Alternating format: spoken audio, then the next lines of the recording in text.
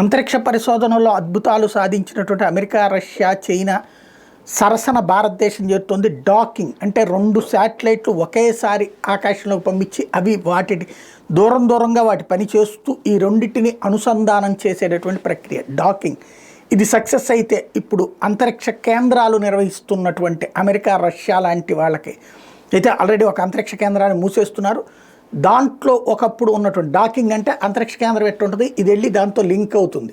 ఆ కరెక్ట్గా లింక్ అవ్వడం వల్ల ఏది ఆ పరిభ్రమిస్తున్నటువంటి గ్రహాల మధ్యలో జరిగేటటువంటి ఒక అద్భుతమైనటువంటి ప్రక్రియ. కాబట్టి ఈ డాకింగ్ అనేది అత్యంత కీలకమైంది.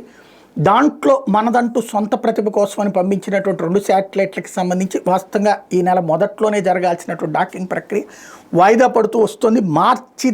మార్చికి కానీ ఈ అనుసంధానం జరగకపోవచ్చు అని చెప్తున్నారు. తాజాగా బుధవారం ఇస్రో అధికారికంగా ప్రకటించిన ఉపగ్రహాల పనితీరు బేసిక్గా ఉంది, డాకింగ్కి అవసరమైన వెలుగు లేదు కాబట్టి మార్చి వరకు వేచి చూస్తామని ప్రకటించారు. 2 ఉపగ్రహాలు ఆదివారం వేకువజామున 3 మీటర్లకి చేరిన వెంటనే 15 మీటర్ల దూరానికి వెళ్లడంతో డాకింగ్ ప్రక్రియ సంక్లిష్టంగా మారినట్టు ఇస్రో వెల్లడించింది. ఉపగ్రహాల డాకింగ్, అన్డాకింగ్కి అవసరమైన ఇంధన వ్యవస్థలు సురక్షితంగా ఉన్నాయని, ఈ నెల 20 వరకు డాకింగ్ కోసం ఇస్రో ప్రయత్నిస్తుందని, కుదరని పక్షంలో మార్చి 15 తర్వాత మళ్ళీ ఆ ప్రయత్నాలు కొనసాగిస్తామని అధికారులు చెప్తున్నారు. డాకింగ్ ప్రక్రియ ఆలస్యమైన ఉపగ్రహాల పనితీరులో ఎట్లాంటి వ్యత్యాసం ఉండబోదని ఇస్రో నూతన అధిపతి నారాయణన్ కూడా చెప్పుకొచ్చారు.